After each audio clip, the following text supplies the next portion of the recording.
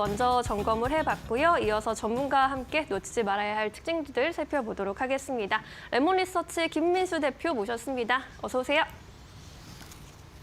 네, 대표님이 골라주신 첫 번째 특징주 또 열어보겠습니다. 네, 포스코홀딩스 살펴보도록 할까요? 4분기 실적이 예상 전망치를 크게 하회할 것이라는 전망이 나왔는데 그럼에도 불구하고 주가 강세 흐름 오늘 나타내고 있습니다. 10% 이상 뛰면서 장중에 35만 원 선을 터치하면서 고점을 높이기도 했는데 앞으로의 전망, 실적 측면에서는 어떻게 보는 게 좋겠습니까? 네, 포스코홀딩스 수급으로 먼저 보게 되면 외국인들이 이틀째, 기관이 3일째 매수를 하는 분위기입니다. 외국인들은 매수를 오늘 더 늘려가는 분위기네요.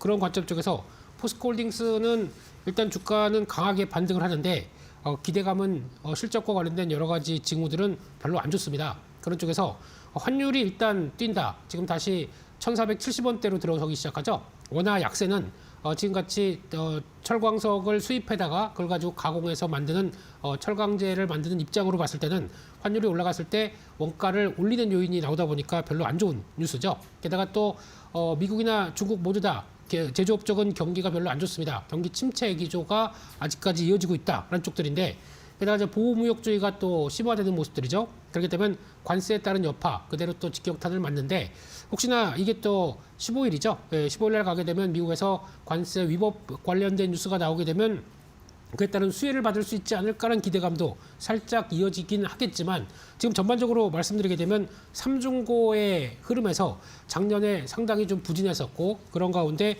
올해도 아직까지는 돌파구가 좀 쉽게 나오진 어렵지 않을까라는 쪽으로는 바라보고 있는데 그런 과정 쪽에서 변화가 좀 이어지다 보니까 일단 안 올랐고 게다가 또 그래도 악재만 가득한 가운데 조그만 희망이라도 보이게 되면 그걸 반영하는 시장의 특성들이 반영이 됐다고 봐야 될 것 같습니다.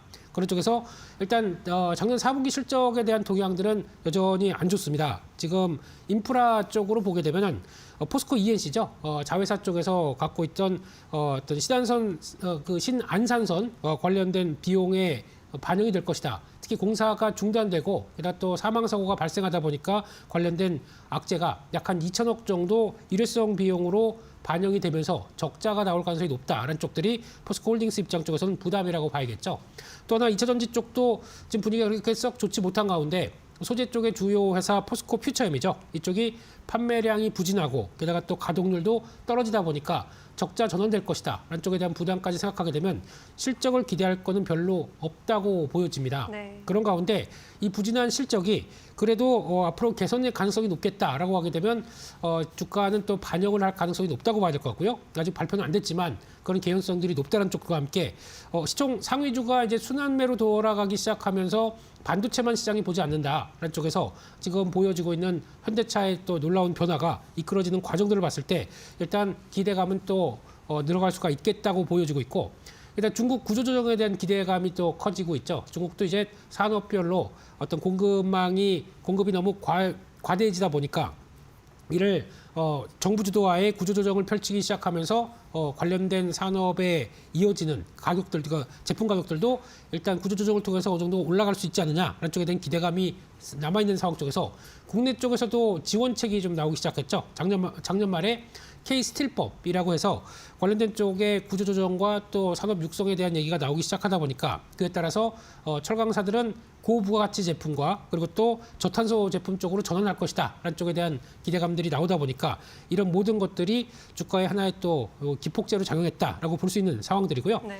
그런 쪽에서 일단 지금 2차전지 관련된 쪽의 사업들도 일단 재조명이 되는 분위기인데 기존에 한 4년 전부터 끌고 왔었던 2차전지 관련된 쪽의 그 밸류체인을 또 이어가겠다는 쪽들이 일단 지금 리튬, 니켈 광물부터 게다가 또 양극재, 음극재, 또 리사이클링 이쪽까지 다 도맡아서 하겠다라고 하는 부분들이 그다음 최근에 중국에서 탄산 리튬이 올라가기 시작하고 수산화 리튬까지도 같이 연결시키면서 반등을 하다 보니까 그에 따른 상승이 가격의 상승이 또 어느 정도 소재 쪽에서도 활력소가 되지 않겠느냐라는 쪽에 대한 살짝 기대감이 올라가는 모습들도 이런 주가에 대한 변화들도 같이 이끌어갔다라고 봐야 될 것 같고요. 따라서 일단 지금 시장의 주가는 한 번에 또 강하게 올라오다 보니까 계속 연속적으로 올라가겠다라는 쪽보다는 한번 또 순환매가 나와서 어느 정도 키를 맞췄다라고 하게 되면 이제 확실한 또 실적의 방향성이 나와야 주가가 탄력을 받겠죠. 그렇기 때문에 일단 이번에 실적 발표 확인하고 어느 정도 긍정적인 그리고 올해에 대한 전망들이 좀 긍정적으로 나오기 시작하게 되면 그때는 바뀔 수 있겠다는 관점 쪽에서 실적의 뚜껑을 열어보자 그렇게 말씀드리겠습니다. 네, 포스코홀딩스 오늘 급등세를 연출하고 있는데 앞으로 나온 실적을 확인하고 가자라는 의견을 주셨습니다. 잘 참고해 보시길 바라겠습니다. 첫 번째 특징주 점검해 봤고요. 이어서 이슈가 있는 두 번째 종목입니다. 오늘 현대차 또 질주를 하고 있습니다. CES를 기점으로 현대차의 질주가 이어지고 있고 주가도 신고가 릴레이를 펼치고 있는 상황입니다. 이제 단순한 자동차 제조사 넘어서서 피지컬 AI 기업으로 확실히 변신을 하고 있는 현대차. 앞으로의 주가 흐름 어떻게 볼 수 있을까요? 네, 현대차 오늘 또 신고가가 나기 시작하면서 40만 원대를 안착했네요. 네. 그런 관점 쪽에서 일단 시총도 벌써 이제 80조대가 넘어가는 그런 모습들이 나오고 있는 상황들인데 그런 관점 쪽에서 일단 외국인들은 하루 만에 매수세로 전환됐고 기관들은 3일 연속 순매수를 보이다 보니까 그와 관련된 쪽의 수급들도 강하다라고 봐야 될 것 같고요. 일단 첫 번째로 현대차가 올라가는 배경은 자동차가 잘 팔려서 나가오는 변화는 아닙니다. 그런 쪽에서 그럼에도 불구하고 자동차는 여전히까지 꾸준히 잘 어느 정도는 선방하고 있었는데 그에 따른 밸류가 부각된다라고 봐야 될 것 같고요. 저평가죠. 그렇게 부각되는 과정 쪽에서 올해는 또 신차 효과와 함께 1분기에서도 미국 내 하이브리드 점유율을 더 올리겠다라는 쪽에서 기존에 보여줬던 대형 SUV라든가 그리고 또 제네시스 브랜드까지도 하이브리드를 확장시키겠다라는 관점이 높다 보니까 거기서 변화가 나왔다고 봐야 될 것 같고요. 두 번째는 가장 중요한 로봇 밸류가 부각된다고 봐야겠죠. 현대차 같은 경우도 일단 이번에 CS 2016에서 보스턴 다이내믹스가 이제 인수했었죠. 2021년도에 인수했던 회사 쪽에서 아틀라스 새로운 시리즈 뉴 아틀라스를 가지고 두 가지 버전을 발표했습니다. 흰색, 파란색. 그래서 R&D용과 그리고 파란색 직접 실무에 투입되는 그 로봇을 발표를 하면서 지금 피지컬 AI에도 우리 끌어가고 있다라는 쪽들이 부각받다 보니까 이제 2028년 양산에 돌입하고 게다가 생산 라인에 투입할 것이다라는 관점들이 나오다 보니까 거기서 또 이어지는 빅테크 기업들과의 관계, 특히 AI를 위해서는 구글 딥마인드로 훈련을 한다. 그리고 또 엔비디아와 함께 협력 관계를 더 높이겠다라는 쪽으로 바라보게 되면 이런 쪽들이 아무래도 기존의 저평가인 종목들이 밸류를 확장시킬 수 있는 로봇 밸류를 받는다라는 관점 쪽에서 주가가 탄력을 받아가는 과정이다. 그렇게 일단 봐야 될 것 같고요. 게다가 또 마지막으로는 자율주행 관련된 쪽도 속도가 나기 시작합니다. 지금 자율주행 자동차 모셔널 쪽에서 올해 말에 미국 라스베가스에서 레벨 4죠. 운전자가 없이도 운전자 개입 없이도 일단 자동차가 어떤 자율주행을 할 수 있는 쪽들로 어떤 상용화를 시키겠다. 로보택시죠. 이쪽들이 또 얘기가 나오다 보니까 시장에서 부각이 또 강하게 이어졌다라고 바라보고 있는 상황들인데 그러다 보니까 이런 모든 것들이 그동안에 저평가였다라는 쪽들에 대해서 포인트를 맞추게 되면 지금 12개월 선행 PR로 8배 수준이고 PBR로는 0.9배.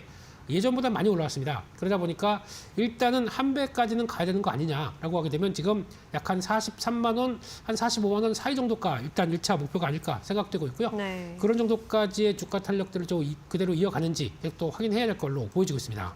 네, 로봇 그리고 자율주행까지 키워드를 또 업으면서 주가 고공행진을 하고 있는데 앞으로 또 단기적으로 볼 수 있는 부분까지 체크를 해봤습니다. 자, 이렇게 두 개의 특징주들 만나봤고요. 이어서 오늘의 공략수를 여쭤보고 싶은데 코스피 지수는 또다시 사상 최고가를 다시 쓰고 있는 상황. 오늘은 또 어떤 종목을 이 시점에서 공부해보는 게 좋을까요? 네, 일단 어제 미국 시장에서도 어느 정도 변화가 나왔던 모습들이 이제 오라클이 자리를 잡기 시작하다 보니까 AI 또 데이터 센터 관련된 인프라 쪽에 관심이 높아지는 것 같습니다. 그런 쪽에서 이수페타시스를 관심 있게 또 봐야 될 것 같고요. 지금 이수페타시스는 지난번 주가가 좀 조정을 많이 받았던 이유가 MSCI 지수 편입에 탈락됐다. 그리고 또 지금 반도체나 또 그동안 좀 소외됐던 종목 쪽으로 매수세가 많이 몰려간다라는 쪽들이고 원자재 가격들이 올라가다 보니까 기판 쪽에서는 전도성 물질로 대표되는 뭐 금, 은, 백금, 뭐 구리 이런 쪽들이 다 올라가다 보니까 마진이 떨어질 것이다라고 바라보고 있고 네. 게다가 말씀드렸던 미국의 AI 인프라 쪽들도 조정을 받다 보니까 이런 쪽들이 아무래도 영향을 끼쳤다고 볼 수 있는데 그럼에도 불구하고 지금 펀더멘탈이 바뀐 건 전혀 없습니다. 그런 쪽으로 봤을 때 이제 구글량 TPU에 대해서 작년 6월 달부터 출하가 되기 시작하고 또 엔비디아 해양 쪽의 서버 쪽도 제품이 확대되고 있는 그런 모습들인데 거기다가 이번에는 아마 신공장 가동에 따른 비용이 좀 반영되면서 또 계절성 비용까지 반영되면서 4분기는 그렇게 뭐 강한 실적의 변화가 나오지 않을 수는 있다고 하더라도 여전히 지금 올해에 대한 기대감은 높다고 바라볼 수 있고요. TSMC에 들어가는 이제 코어스 패키징 쪽에서 생산 능력이 좀 더 늘어나면서 나오는 브로드컴과 미디어텍 쪽의 물량들이 더 늘어날 가능성이 높다라는 쪽들의 분위기고 그러다 보니까 올해 전반적인 TPU 관련된 쪽의 물량은 140% 이상 증가할 것이다라고 하는데 거기에 또 독보적인 점유율을 갖고 있다라고 하게 되면 당연히 실적도 좋아질 수밖에 없다라는 쪽으로 나오는 것 같고요. 그런 쪽에서 지금 TPU가 또 많이 쓰는 게 이제 추론과 학습이 이제 분리되다 보니까 거기서 나오는 세대 전환 속도가 좀 빠른 가운데 거기에 적용시키는 어떤 멀티 레이어 보드 같은 경우도 좀 더 빠르게 들어갈 걸로 보여지고 있고요. 그러다 보니까 올해는 고다층 기판이 30층 중반대 이상으로까지 쌓이기 시작하면서 기판이 들어가기 시작한다라고 하게 되면 거기서는 보통 과거보다는 적층이 높이 되면 될수록 단가는 더 올라갈 수밖에 없겠죠. 그런 쪽에서 올해는 최소 2배 이상 단가가 늘어날 것이다 라는 쪽들이 올해 하반기에 반영되기 시작한다라고 하게 되면 올해 실적도 상저하고가 나올 가능성이 높다라는 쪽에서 시장에 대한 분위기는 아직 지금 이런 조정들은 오히려 어떤 이용할 가치가 있지 않나 그렇게 생각을 하고 있고요. 네. 그런 쪽에서 지금 선행 PR로 보게 되면 올해 30배 정도다 보니까 주가가 좀 고평가다라고 볼 수는 있겠지만 앞서 말씀드렸던 독보적인 위치 그리고 또 올해도 성장이 계속 또 가속화된다라고 하게 되면 이 두 가지 사실만 본다고 하더라도 충분히 주가에 대한 조정이 마무리되고 탄력을 받아갈 모습들이 나오지 않나라는 쪽에서 눈여겨봐야 될 부분이라고 생각되고 있고요. 그런 관점 쪽에서는 지금 벌써 한 12월 대 초반부터 그러니까 지금 약간 거의 한 달째 조정을 받고 있는 상황들 쪽에서 거의 마무리가 돼가는 시점 쪽에서 거래가 조금씩 늘어난다. 분위기는 나쁘지 않다고 봐야 될 것 같고요. 그런 쪽에서 다시 한번 변화가 들어오면서 한 12만 원대 중반대 안착을 하기 시작하게 되면 다시 한번 14만 원대 부분 정도까지는 목표가를 설정하고 볼 수 있겠다라고 봐야 될 것 같고요. 손절가는 10만 원대로 말씀드리겠습니다. 네, 오늘 오후장 공략주로 이스페타시스 만나봤습니다. 연말로 갈수록 실적이 더 좋아지면서 주가도 다시 우상향 기조를 띌 수 있기를 기대해 보겠고요. 목표가 14만 원까지 제시를 해주셨습니다. 오늘은 대표님 말씀 10가지 들어야겠네요. 오늘도 고맙습니다.